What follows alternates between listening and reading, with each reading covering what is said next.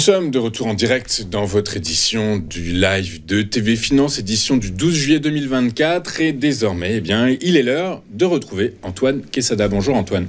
Bonjour Antoine. Merci d'être avec nous ce matin Antoine. Vous êtes trader, formateur et coach avec nous tous les vendredis matins pour commenter les mouvements, l'ouverture de la séance à Paris. Aujourd'hui, la séance était attendue dans le vert à l'ouverture, c'est confirmé. Est-ce que les niveaux techniques atteints, Antoine, laissent supposer que le plus dur est passé ? Bien écoutez, je pense que jamais le terme de latéralisation n'a été aussi évident et flagrant. Donc le plus dur est passé, c'est très difficile à dire justement parce que par définition on est sur une zone sur laquelle on fluctue déjà depuis plus d'un mois. On voit bien ici sur le graphique en hebdomadaire avec les paliers de Fibonacci de retracement, on voit bien que depuis un mois pratiquement, effectivement, on navigue entre les 38,2% de retracement de Fibonacci, c'est-à-dire la zone des 7692. Alors, on va résumer ça à 7700 points et les 50% de retracement de Fibo à 7500. Donc, 200 points de navigation déjà depuis un mois entre ces deux bornes. Il y a tout de même une certaine faiblesse malgré que la tendance haussière de fond de long terme ne soit pas remise encore en question, naturellement, et je ne pense pas qu'elle le soit dans les semaines qui viennent. Enfin, l'avenir le dira. De toute façon, on ne fait pas de prévision ou de prédiction, on n'est pas devin.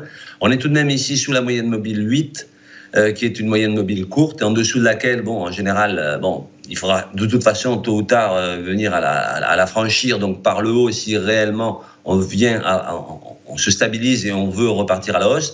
À noter ici, et la bougie en cours ici, ça s'appelle un doji. Et la semaine dernière, on a eu également un doji. Alors, qu'est-ce qu'un doji ?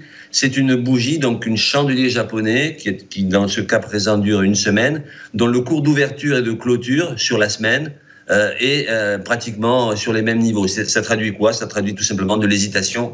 Et c'est cette hésitation qui, justement, génère cette latéralisation, c'est-à-dire une fluctuation au sein d'un range où il faudra de toute façon en sortir par le haut ou par le bas pour que la situation se décante.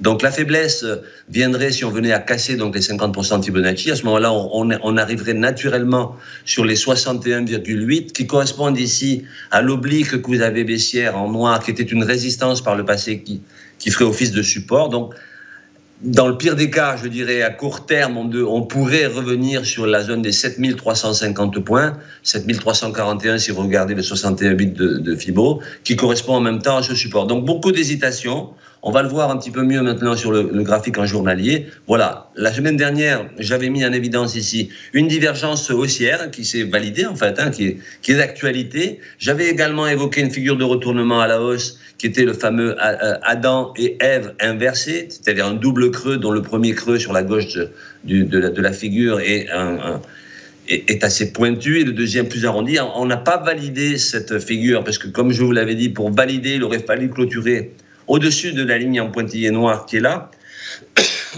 au-dessus des 7725. Or, vendredi dernier, en séance, on l'a franchi, bien entendu, mais on n'a jamais clôturé au-dessus depuis. Donc, on est reparti à la baisse. On est toujours un petit peu en latéral ici. Comme je vous l'ai dit, on a ouvert avec un léger gap haussier là tout à l'heure. Non, je ne l'ai peut-être pas dit, mais on a ouvert avec un léger gap haussier qu'on va très certainement combler puisqu'il n'y a pas vraiment une grande vigueur. Et vous l'avez rappelé, il y a une statistique importante à 14h30 qui peut-être pourra faire bouger un petit peu davantage les choses. Donc pour autant, la figure dont j'ai parlé n'était pas validée, mais on est en train de former ici une figure qui n'est pas la même, mais dont les objectifs théoriques seraient les mêmes, puisqu'il s'agit là aussi d'une figure de retournement à la hausse. Excusez-moi, ça c'est les climatiseurs dans les pays chauds, vous voyez, on attrape rapidement froid. Donc bref, ici on aurait certainement une validation, si encore une fois on vient à clôturer au-dessus de la ligne en pointillé, qui serait maintenant une épaule, tête, épaule inversée, qui elle aussi est une figure de retournement haussière. Donc voilà, là on navigue entre les deux. Le gap qui a été ouvert là ce matin d'une vingtaine de points va très certainement être comblé, c'est-à-dire qu'on va certainement revenir sur nos pas dans les minutes ou les heures qui viennent. Là on est à plus 0,45%, on est à 7661 points. Rien de nouveau sous le soleil, je dirais, stagnation pour le moment.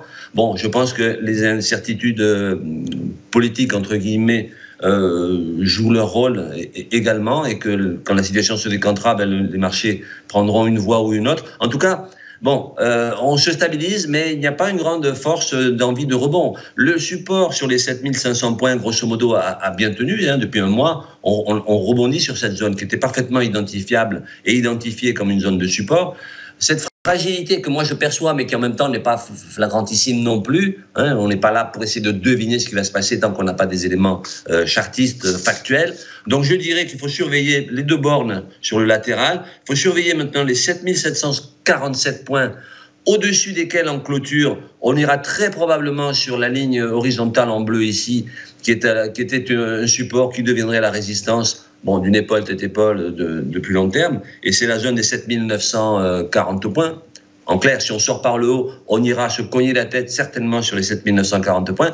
Et à contrario, maintenant, si on franchit à la baisse le plus bas de ces derniers jours, c'est-à-dire les 7456 points en clôture, à ce moment-là, il y a de très fortes probabilités qu'on aille chercher une extension de Fibonacci ici de la fameuse figure en épaule, tête-épaule, ce qui nous ramènerait sur 7350 points, c'est-à-dire 161,8% d'extension de Fibo à la baisse, et qui correspond, mais là je dis pratiquement ce que j'ai dit la semaine dernière, puisque la situation graphiquement, en tout cas d'un point de vue des cours, n'a guère évolué, ce qui correspond ici aux 61,8% de retracement qu'on a vu tout à l'heure sur le graphique en hebdomadaire. Donc voilà, deux zones parfaitement identifiables et identifiées.